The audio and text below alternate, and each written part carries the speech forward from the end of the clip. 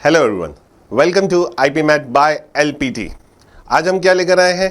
आज हम कुछ एक नई चीज के बारे में बात करेंगे, दैट इज क्वांट स्ट्रैटेजी।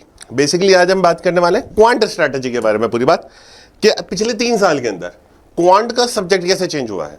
ठीक है, हम ऐसे नहीं कर सकते कि पुराने जमाने की स्ट्रैटेजी से चीजें करना कि 3 साल पहले मेरे किसी भाई ने इस तरीके से प्रिपेयर किया था और आज भी हम उसी तरीके से प्रिपेयर कर रहे हैं। तो पेपर में जो चेंजेस हुए हैं, पेपर में किस हिसाब से चेंजेस हुए, पेपर में क्या क्या चीजें नहीं आई हैं, तो वो अपन बात करेंगे। आई है या नहीं आई है वो भी अपन को देखना पड़ेगा।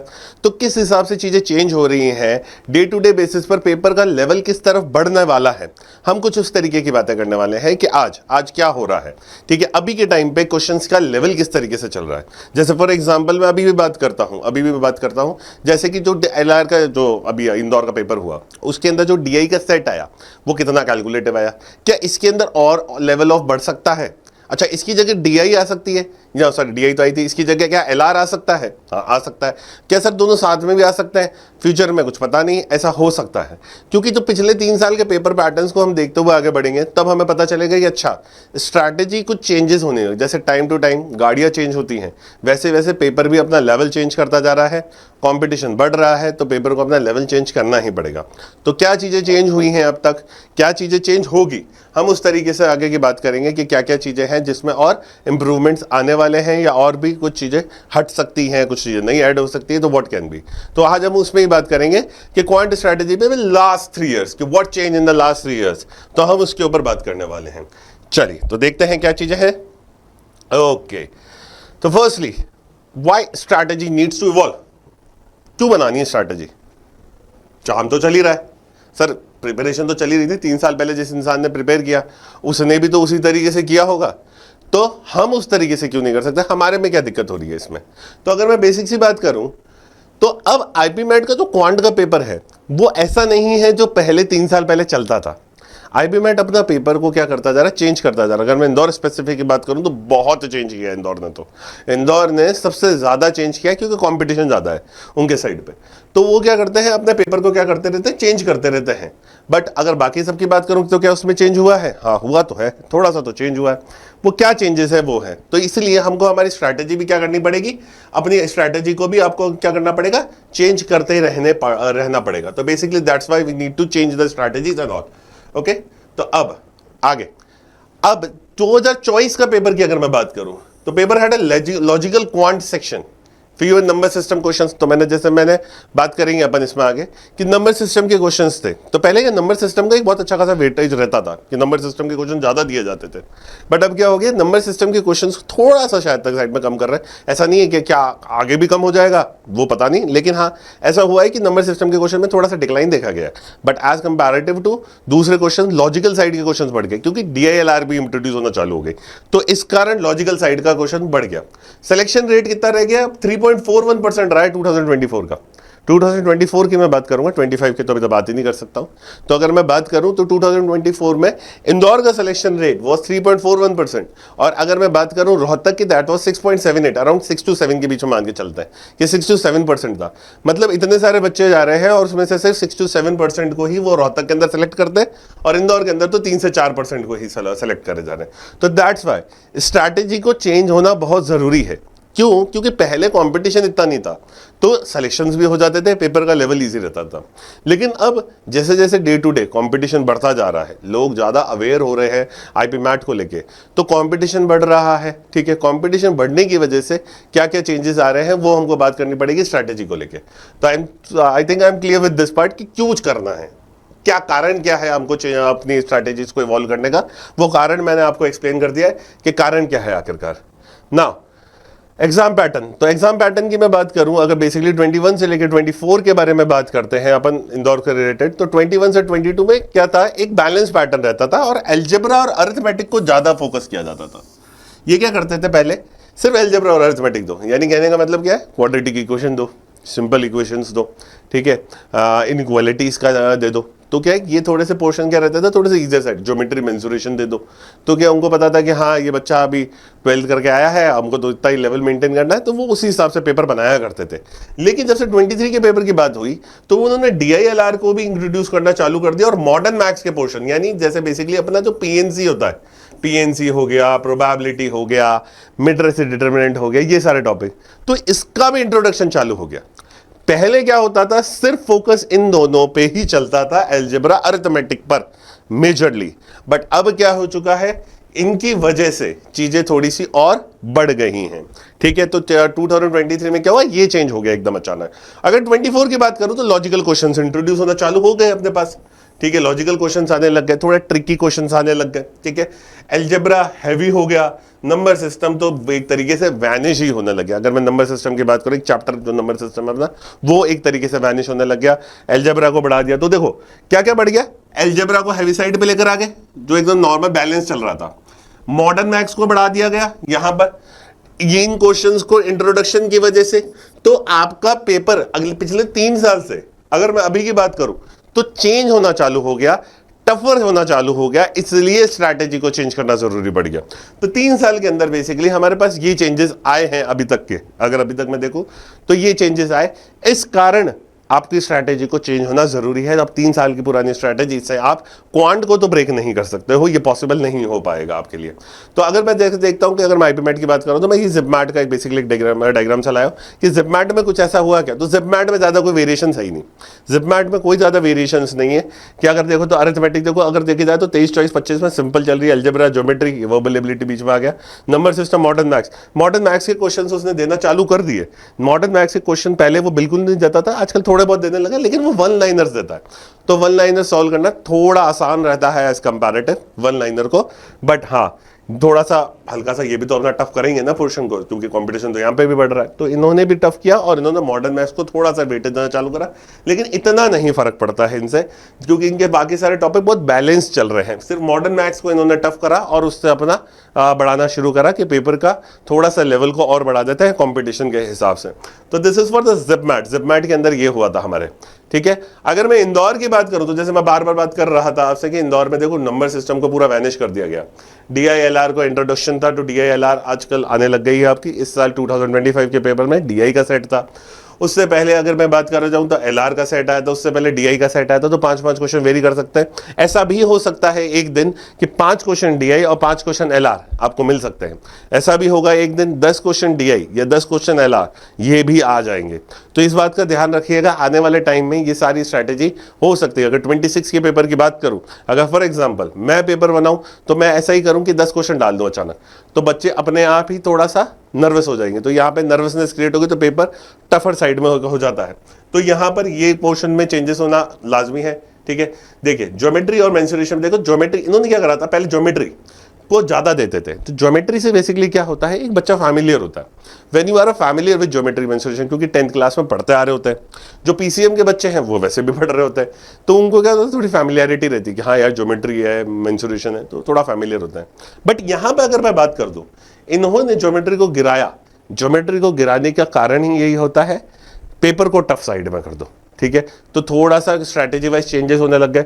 जो लोग पहले सिर्फ ज्योमेट्री और अलजेब्रा के भरोसे जाते थे, अब वो भरोसे नहीं होके जा सकते हैं। मॉडर्न मैथ्स एकदम बढ़ गई, मॉडर्न मैथ्स को बढ़ा दिया गया। आप देखिएगा मॉडर्न मैथ्स जो कि 21-22 में थी नहीं, वो 23 के अंदर आती है और फिर उसके बाद में अपना एकदम ही लेवल बढ़ा रही है। शॉर्ट आंसर्स में बहुत आते हैं मॉडर्न मैथ्स के क्वेश्चन। ठीक है, तो आपको पता ही होगा शॉर्ट आंसर के क्वेश्चन, शॉर्ट आंसर में मॉडर्न मैथ्स का आना अपने आप में एक पैनिक क्रिएट करता है, क्योंकि क्वेश्चन बहुत लेंदी होता है, उसको पूरा सॉल्व करना पड़ेगा आपको। जो पूरा सॉल्व करते हो तो टाइम जाता है, एनर्जी जाती है। कितनी बार तो ऐसा हो जाता है कि बहुत टाइम दे दिया, क्वेश्चन को सॉल्व करते जा रहे हैं और सॉल्व ही नहीं हुआ। तो यहाँ पे एक पैनिक क्रिएट हुआ, जो कि पिछले 3 साल पहले नहीं थी, वो अब आ गई और यहाँ पे एक सिचुएशन क्रिएट हो गई। अलजेब्रा अभी भी अपने बेसिक पोर्शंस पे ही चल रही है। ठीक है ना, तो आई थिंक सो चीजें क्लियर हैं। अब देखो जैसे फॉर एग्जांपल मैं यहाँ पे टॉपिक वाइज ट्रेंड्स की भी बात कर ही लेते हैं अपन, जो मैंने अभी आपको एक्सप्लेन किया वही चीज आई है वापस, कि अलजेब्रा स्टेबल रही है 12 क्वेश्चन 23 चॉइस पर, नंबर सिस्टम 6 से 1 आ गई है। मॉडर्न मैथ्स गेन्ड इंपॉर्टेंस, वापस बार बार जो मैं आपसे बात कर रहा हूँ कि मॉडर्न मैथ्स ने क्या करी है, अपनी इंपॉर्टेंस बढ़ा ली है, जो कि शुरुआत के पिछले 3 साल पहले नहीं थी, अब आ गई है। तो उसकी वजह से हुआ है ज्योमेट्री में स्लाइटली डिक्लाइन हुआ है। Logical set, DI sets started appearing इन क्वांट सेक्शन। देखिए यहाँ पर 3 साल पहले की बात कर रहा था ना मैं, 3 साल पहले तो नहीं था, लेकिन अब आने लग गया है। इस कारण पेपर की स्ट्रैटेजी वैसी नहीं रह सकती जैसी हमारी पहले थी। तो मैंने क्या क्या बताया आपको अभी तक, बेसिकली मैंने बताया कि 3 साल पहले पेपर बहुत इजी लेवल पे चलता था, एल्जेब्रा अरिथमेटिक पे पूरा पेपर होता था। 23 के अंदर क्या हुआ, इंट्रोडक्शन हो जाती है दूसरी मॉडर्न मैथ्स का, 24 के अंदर DILR सेट्स वो भी आ जाते हैं, 25 के अंदर तो अभी आ ही रहा है। तो बेसिकली ये सारी चीज़ें शुरू हो गई, तो इससे पेपर अपने टफर लेवल पे चला गया। ज़िपमैट की अगर बेसिक में बात करूँगा तो ज़िपमैट में कोई चेंजेस नहीं है, लेकिन मॉडर्न मैथ्स के क्वेश्चन उन्होंने बढ़ाना शुरू कर दिए हैं। तो आने वाले टाइम में आपको मॉडर्न मैथ्स ज़्यादा देखने को मिल सकती है ज़िपमैट में। ज़िपमैट की मॉडर्न मैथ्स की वजह से क्या होगा, वो पेपर थोड़ा सा और टफ में चला जाएगा। रोहतक अपने उसी लेवल पे अभी तक चल रहा है, रोहतक में चेंजेस होंगे तो बस एक लेवल ऑफ डिफिकल्टी पे चेंजेस होगा, बाकी कोई चेंजेस नहीं होंगे। टॉपिक्स तो वैसे भी वो इंक्लूड कर ही रहा है। यहाँ पर ये सारी चीज़ें चेंज हो चुकी हैं। तो स्ट्रैटेजी क्या होनी चाहिए, पहले की जो स्ट्रैटेजी थी बेसिकली, अगर मैं 21-22 की स्ट्रैटेजी की बात करूँ तो मेरी स्ट्रैटेजी स्पीड फोकस ज़्यादा होती थी कि फटाफट क्वेश्चन सॉल्व करना है, क्वेश्चन को ज़्यादा सॉल्व करना है। मतलब क्या होता है, ज़्यादा क्वेश्चन सॉल्व कर लो, ज़्यादा क्वेश्चन सॉल्व करेंगे तो सिलेक्शन होने के चांसेस ज़्यादा होते थे। लेकिन अब वैसा नहीं है। तो हमारी क्या होती थी, स्पीड फोकस होती थी, ट्रिक बेस्ड सॉल्विंग, ट्रिक से सॉल्व करने की कोशिश करते थे कि अच्छा ये ट्रिक लगा देते हैं, सॉल्व हो जाएगा, क्वेश्चन आसानी से सॉल्व हो जाएगा। लेकिन अब नहीं हो पाएगा। और एक बैलेंस पेपर बनता था पहले, तो ये तीनों चीज़ें होती थी पहले। ठीक है, पहले हमारे क्या होती थी, स्पीड बेस्ड पेपर बनाते थे, फटाफट ज़्यादा क्वेश्चन सॉल्व करने हैं। Then trick based solving, question में एक ट्रिक लगा दो, सॉल्व कर लो। अब शॉर्ट आंसर्स है तो ट्रिक वैसे भी नहीं लगते, तो पूरा सॉल्व करना ही पड़ता है। एंड देन बैलेंस पेपर बनाते थे। बट अब की बात करी जाए तो भाई अब ना एक्यूरेसी का बहुत इंपॉर्टेंस है। ज़्यादा क्वेश्चन सॉल्व करना नेगेटिव लेके जाएगा, सिंपल है। ज़्यादा क्वेश्चन सॉल्व करने के पीछे भागने से ज़्यादा अच्छा ये है कि हम एक्यूरेसी को ज़्यादा ध्यान दें, हमको एक्यूरेसी बढ़ानी है अब। ठीक है, डीपली किसी भी कंसेप्ट को समझे, कंसेप्ट क्या कह रहा है, कंसेप्ट क्या बातें कर रहा है, हमको उसके ऊपर ध्यान देना बहुत ज़रूरी है। लॉजिक बेस्ड क्वेश्चंस को सॉल्व करना ज़्यादा ज़रूरी है हमारे पास। और अब आपके पास क्या होगा, जब लॉजिक बेस्ड क्वेश्चंस यानी DILR के सेट्स और वो सारी चीज़ें, तो वो सॉल्व करना ज़्यादा ज़रूरी आपके लिए बन जाता है। अब सेक्शन बहुत अनप्रेडिक्टेबल हो चुके हैं। अनप्रेडिक्टेबल जो मैं आपसे कह रहा हूँ, किसी के भी क्वेश्चंस कैसे भी आ जाते हैं, हमको पता ही नहीं होता। सरप्राइज एलिमेंट्स आ जाएंगे, जैसे DI का सेट को ज़्यादा बढ़ा दो या LR के सेट को बढ़ा दो, ऐसा हो सकता है आगे जाके। तो सरप्राइजिंग एलिमेंट्स बहुत ज़्यादा हैं, कभी भी किसी भी चीज़ में सरप्राइजिंग एलिमेंट है। 2025 के पेपर में जो शॉर्ट आंसर जिनको माना जाता था कि टफ है, बच्चे वो क्वेश्चन वो उसके साथ ज़्यादा खुश थे, ज़्यादा करके आए एज कंपैरेटिव टू MCQ जो कि इजी माना जाता है। उसके अंदर हमको क्या लग गया था, ज़्यादा टाइम लग गया क्योंकि वो लेंथी बना दिया गया।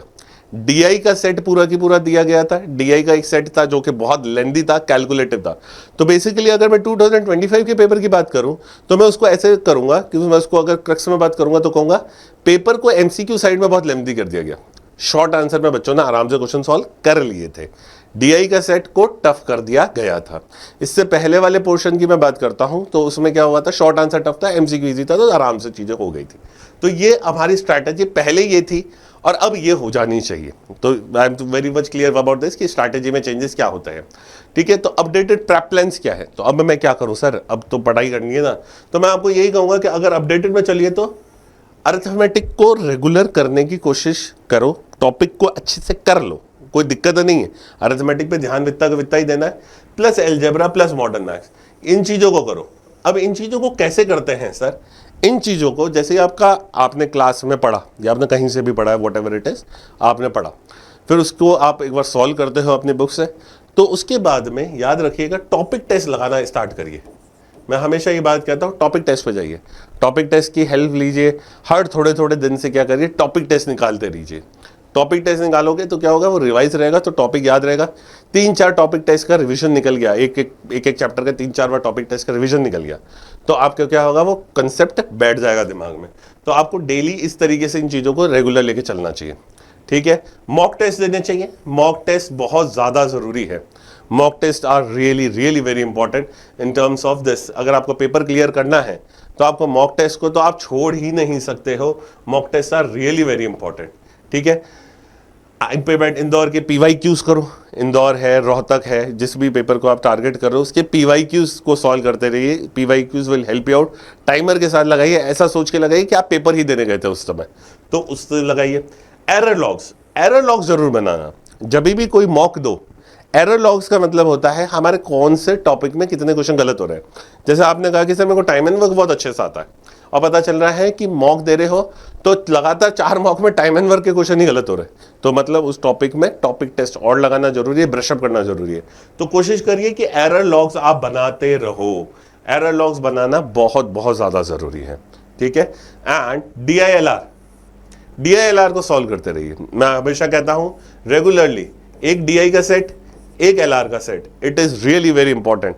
अभी से सॉल्व करोगे तब एग्जाम तक अप्रोचेस बन चुकी होंगी, अप्रोचेस बन जाएगी तो आसानी से सॉल्व हो जाएगा। तो वो जो 5 क्वेश्चन आए वो फिक्स है, 5 क्वेश्चन, 5 4 20, 20 मार्क्स फिक्स हो जाते हैं अगर आप एक DI या LR का सेट बनाते हो। DI के सेट में कोशिश करिए कैलकुलेशंस को ज्यादा तेज करने की। DI is all about calculations, calculation ज्यादा तेज होगी तो DI का सेट बनेगा। LR के अंदर कोशिश करिए सोचने की, केसेस बनाने की, कंडीशंस बनाने की।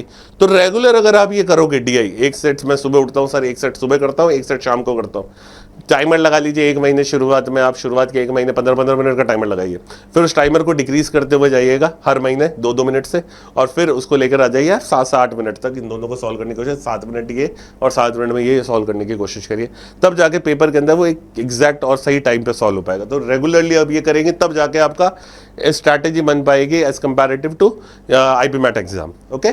और DILR ऐसा नहीं कि सिर्फ इंदौर में इंपॉर्टेंस है, आप याद रखिएगा LR के सेट आपके रोहतक में भी आते हैं। रोहतक के अंदर डायरेक्ट वो सेट देगा आपको, जो उसके अंदर आपके DILR सेक्शन में आएंगे, जिपमैट में भी आएंगे। तो बेसिकली ये बात का ध्यान रखिएगा, ये LR दोनों जगह इंपॉर्टेंट पड़ती हैं आपकी, ठीक है ना। तो दोनों तीनों पेपर के लिए अगर आपको करना है तो आपको ये चीज़ें करोगे तो यहीं से ऐसे रेगुलर करोगे तो तीनों की प्रेप होती रहेगी। I think so clear. And अब क्या करना है, मॉडर्न मैथ्स को इग्नोर नहीं करना है जो कि पहले होती थी। अब आपको मॉडर्न मैथ्स को ध्यान देते हुए आगे बढ़ना है। DI के सेट पे ध्यान देना है, LR के सेट पे ध्यान देना है, ठीक है। अलजेब्रा के फंडामेंटल्स बहुत अच्छे से कर लीजिए, अलजेब्रा के फंडामेंटल्स एकदम रट लीजिए। बेसिक अप्रोच, फैक्टराइज कैसे करते हैं, चीज़ों को सॉल्व कैसे करते हैं, इक्वेशन सॉल्व कैसे होती है, वो सारी बेसिक चीज़ें सॉल्व करना बहुत ज़रूरी है, ठीक है। ट्रिकी और इनकरेक्ट क्वेश्चंस को हमेशा देखिए कि हाँ कोई क्वेश्चन ट्रिकी, कौन से क्वेश्चंस है जो बहुत ट्रिकी हैं। अच्छा IQ लग रहा है, basically IQ level of question, ऐसा नहीं कंसेप्चुअल होती है, कुछ चीज़ें IQ पे होती है। तो आप IQ से अभी अपने क्वेश्चन को कर सकते हो, आराम से क्वेश्चन देगा, समझ में आ गया तो फटाफट हो जाएगा। तो ऐसे क्वेश्चन को ध्यान दीजिएगा एंड इस पर ज़्यादा ध्यान दीजिए। Practice depth not just speed को छोड़ के एक्यूरेसी और टॉपिक कंसेप्चुअली बहुत अच्छे से करना चालू करो।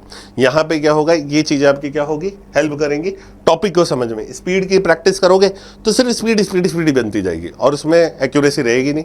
तो इसलिए अपन को कॉन्सेप्ट को समझना भी जरूरी है, फिर उसे सॉल्व करना जरूरी है, ठीक है। तो I think so I am clear with this part. आपको समझ में आ गया कि 3 साल के अंदर हमारे क्या क्या चीज़ों का चेंजेस हुआ है। क्वांट के पेपर की अगर मैं बात करूँ तो क्वांट के पेपर में क्या क्या चीज़ें चेंज हुई हैं और किस तरीके से चीज़ें बढ़ रही हैं, घट रही हैं, तो वो चीज़ें क्लियर है। आई थिंक सो आपको चीज़ें समझ में आ गई क्या है, ठीक है। तो कोई डाउट हो, अगर आपके दिमाग में कोई डाउट है या कोई क्वेश्चन आ रहा है कि यार इस तरीके का कोई क्वेश्चन है, तो आप प्लीज़ इसको कमेंट कर सकते हो, कमेंट में बताइएगा वो क्वेश्चन। और कमेंट में मैं एक और चीज़ जानना चाहूँगा, आपका ड्रीम स्कोर क्या है। If you are preparing for the IP MAT, तो आपका ड्रीम स्कोर क्या है, मेरे को अपना ड्रीम स्कोर जरूर बताना, ठीक है। हम उस ड्रीम स्कोर को कैसे अचीव कर सकते हैं, हम उस पर भी आगे बात कर सकते हैं, ठीक है। तो अगले नेक्स्ट वीडियोस में हम कभी कुछ उस तरीके की बात करें कि अच्छा मुझे इतना स्कोर चाहिए तो मुझे क्वांट के अंदर इतना लाना पड़ेगा, अगर क्वांट के अंदर ऐसे में इतना लाना पड़ेगा, अच्छा MCQ में मैं इसको इतना टारगेट करूंगा तब जाके इतना बनेगा। तो हम स्ट्रैटेजी रिलेटेड बातें भी और कर सकते हैं, तो वो सारी चीज़ें अपनी होगी। तो अपना ड्रीम स्कोर जरूर मेरे को बताना कमेंट के अंदर, और कोई भी डाउट हो तो प्लीज़ कमेंट के अंदर बताइएगा। एंड बाकी कुछ भी ऐसा कोई भी रिलेटेड कुछ भी प्रॉब्लम है तो वीडियो को एक बार रिवाइंड करके भी देखिएगा एंड प्लीज़ समझने की कोशिश करिएगा, कमेंट करें, सब्सक्राइब करें। चलिए तब तक थैंक यू वेरी मच।